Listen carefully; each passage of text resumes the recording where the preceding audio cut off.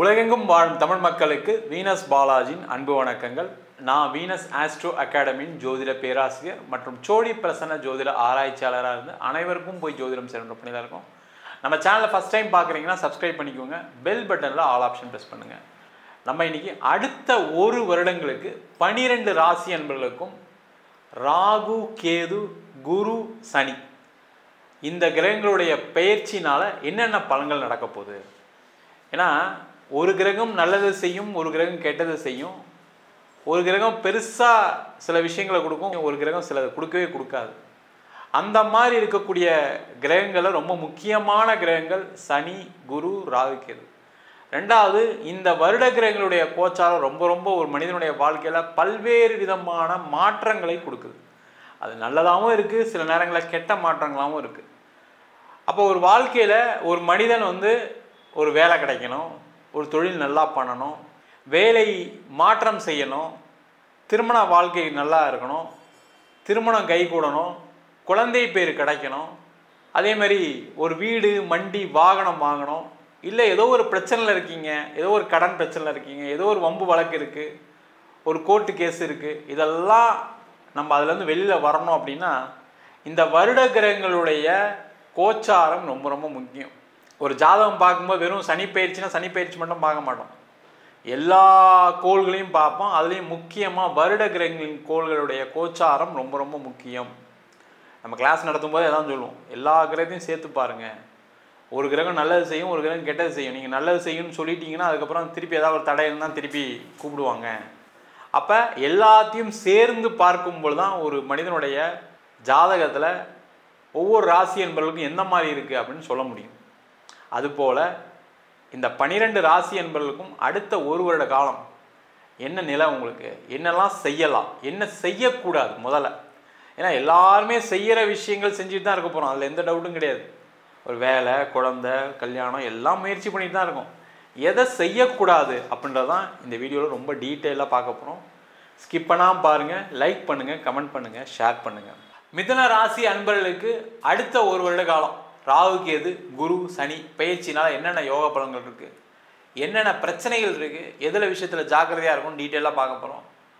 இந்த மிதுன ராசி அன்பர்களுக்கு பார்த்திங்கன்னா வாழ்க்கையில் ஒரு மாற்றம் வரணும், எனக்கு ஒரு முன்னேற்றம் வரணும் அப்படின்னு நினைக்கக்கூடியவர்கள் இந்த பதிவை கண்டிப்பாக பாருங்கள்.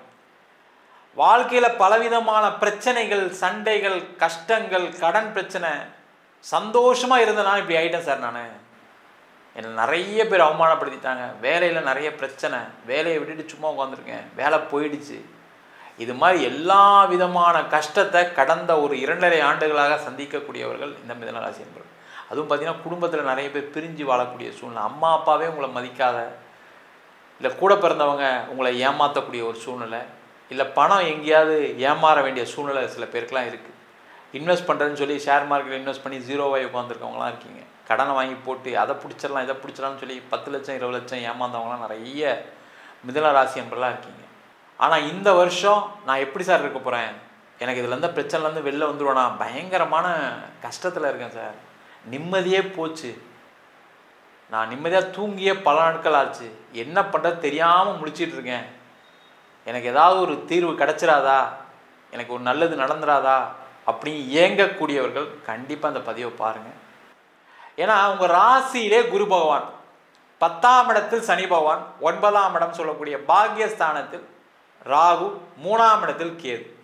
இந்த மிதுன ராசி என்பதில் நீங்கள் செய்ய வேண்டிய வேலை என்னென்னா, முதல்ல இடம் மாற்றம் பண்ணுங்க. ஒரு வீடை மாற்றுங்க முதல்ல. சார் நான் சொந்த வீட்டில் இருக்கேன் சார், சொந்த வீட்டில் இருக்கீங்க, வீடு மாற்ற முடியாது, ரூமாவது மாற்றுங்க. சார் நான் இருக்கிறதே ஒரே ரூம் சார், நான் என்ன சார் பண்ணுறது அப்படின்னா ரூமில் ஒரு பெயிண்டாவது அடிங்க, உங்களுடைய கட்டில் பொசிஷனாவது மாற்றுங்க. அதெல்லாம் பண்ணீங்க அப்படின்னா கண்டிப்பாக இந்த வருடம் ஒரு மிகப்பெரிய ஒரு மாற்றத்தை கொடுக்கக்கூடிய வருடமாக இருக்குது. சார் நான் வாடகை வீட்டில் இருக்கேன், மாற்றலாமா, கண்டிப்பாக மாற்றுங்க, மாற்றியே தீருங்க. சார் இல்லை சார் பக்கத்தில் இப்போலாம் வாடகைலாம் கேட்டால் அதிகமாக சொல்கிறாங்க, ஏற்கனவே இருக்க வீட்டில், அதை பற்றி கவலைப்படாதீங்க. நீங்கள் சம்பாதிக்கணும், வாழ்க்கையில் முன்னுக்கு வரணும், மாற்றுங்க, சிறப்பாக இருக்கும். சார் நான் அப்போ வீடு வாங்கலாமா, வீடு வாங்கி போயிடலாமா, கண்டிப்பாக வீடு வாங்கிறதுக்கான நேரம். அந்த வீடு வாங்கும்போது என்ன பண்ணுங்கன்னா உடனே வீடு மாறி போகிற மாதிரி பாருங்கள். வீடு கட்டி முடித்து அவங்க அடுத்த வருஷம் தருவாங்க, அதுக்கு அடுத்த வருஷம் தருவாங்கன்னா திருப்பி பிரச்சனை தீராது. உடனே ஒரு வீடு வாங்கிட்டா, செகண்ட் ஹேண்ட் வீடாக இருந்தாலும் பரவாயில்ல, இல்லை புதுசாக இருந்தாலும் சரி, உடனே இம்மிடியேட்டாக செய்யுங்க. இப்போ நம்ம ஜூன் மாதத்தில் பேசுகிறோம், நீங்கள் ஆகஸ்ட் மாதத்துக்குள்ளே மாறுறதுக்கான நேரம் வந்துருச்சு, மாறுங்க.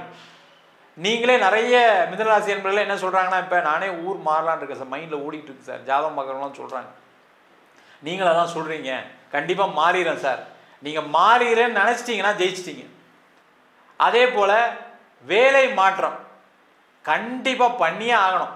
நீங்கள் இருந்தீங்கன்னா இருக்கிற இடத்துல அவமானப்படுத்துவாங்க சார்.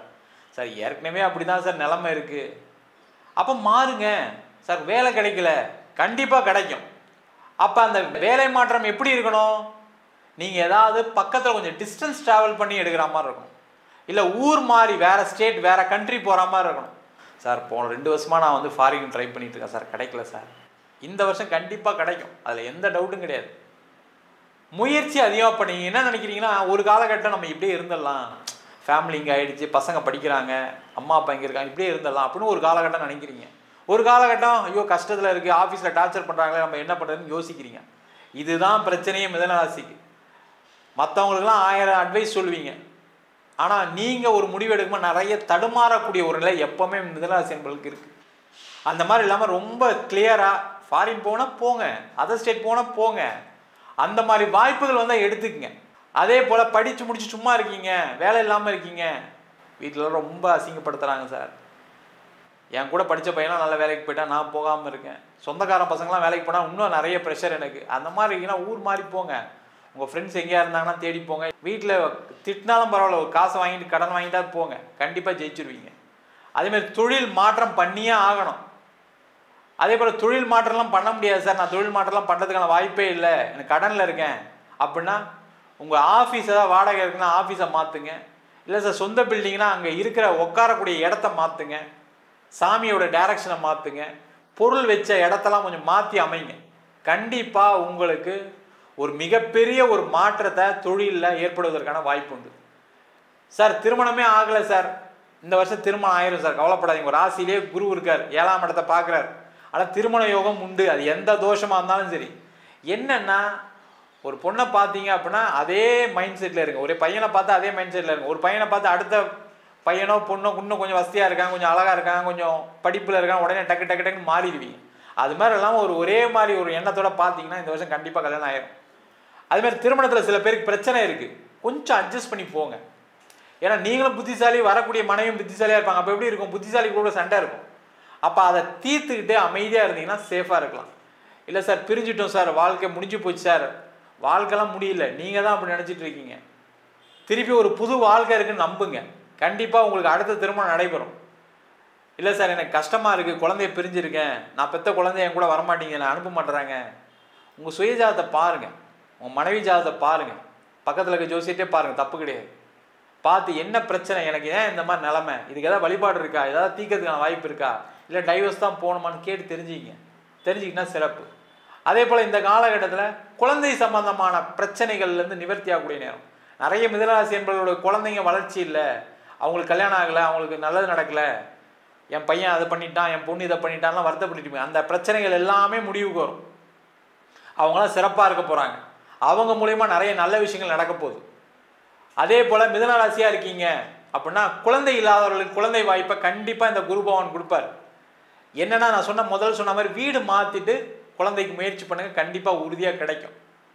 மொத்தத்தில் பார்த்தீங்கன்னா மிதுன ராசி என்பவர்களுக்கு இந்த வருஷம் நீங்கள் மனதளவுலையும் உடல் அளவிலையும் உங்களுடைய சூழ்நிலையும் மாற்றிக்கிட்டீங்க அப்படின்னாவே வெற்றி உறுதியாக கண்டிப்பாக இருக்கக்கூடிய ஒரு அற்புதமான வருஷமாக 2025-26ஆம் ஆண்டு கண்டிப்பாக இருக்க போகுது. நம்ம சொன்ன பலன்கள் அனைத்தும் வருட கிரகங்களுடைய கோச்சார பலன்கள். இதையும் தாண்டி என்னென்னா உங்களுடைய ஜாதகத்தில் கூடிய கிரகநிலைகள், அது மட்டும் இல்லாமல் தசாபுத்தி. ஏன்னா வருட கிரகங்கள்னு சொல்லும்போது சனி பகவானுடைய 2.5 வருஷம், குரு 1 வருஷம், ராகு கேது 1.5 வருஷம்.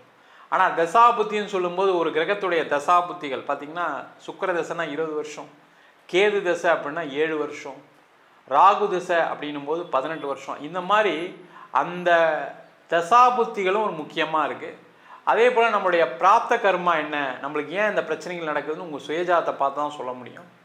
ஜாதகம் என்கிட்ட பார்க்கணும் இருக்கும் அப்படின்னா கீழே நம்பருக்கு வாட்ஸ்அப் பண்ணிட்டு ஜாதக பலனை தெரிந்து கொள்ளலாம். ஜாதகம் இல்லாதவங்களுக்கு சிங்கிள் பேஜில் பிடிஎஃப் ஃபார்மேட்டில் வெறும் 99 ரூபாய்க்கு ஜாதகம் கொடுக்குறோம். அதில் பலன்கள் வராது. அதே போல் நோட்டில் எழுதுன மாதிரி ஒரு 51 பக்கம், அதில் தசா புத்தி என்ன, அதிர்ஷ்ட திசை, அதிர்ஷ்ட கிழமை, அதிர்ஷ்ட நட்சத்திரம், இது மாதிரி விஷயங்கள்லாம் கொண்ட 51 பக்கம் பிடிஎஃப் வெறும் 5 ரூபாய்க்கு கொடுக்குறோம். அதுலேயும் பலன்கள் இருக்காது. இது ஒரு நோட்டில் எப்படி வச்சுருப்பீங்களோ அது மாதிரி பிடிஎஃப்பில் கொடுக்குறோம். சில பேர் நோட்டில் எழுதுறீங்களாம் கேட்பீங்க, நோட்லேயும் எழுதி தரோம். வேணுன்றவங்க கீழே நம்பருக்கு வாட்ஸ்அப் பண்ணுங்கள்.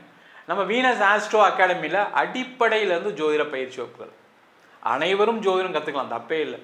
எல்லாரும் உங்களுடைய எதிர்காலத்தை தெரிஞ்சுக்கலாம், எது நல்லது எது கெட்டது, எந்த நாட்களில் என்ன செய்யணும் அப்படின்னு அடிப்படையிலேருந்து கிரகம்னா என்ன, நட்சத்திரம்னா என்ன, எப்படி ஒரு ஜாதகம் பார்க்குறது, திருமண பொருத்தம் எப்படி பார்க்குறது, வாஸ்து எப்படி பார்க்குறது, நியூமராலஜி எப்படி பார்க்குறது, முகூர்த்தம் எப்படி நிர்ணயம் பண்ணுறது, இதெல்லாம் தாண்டி பிரசன்ன வகுப்புகள்.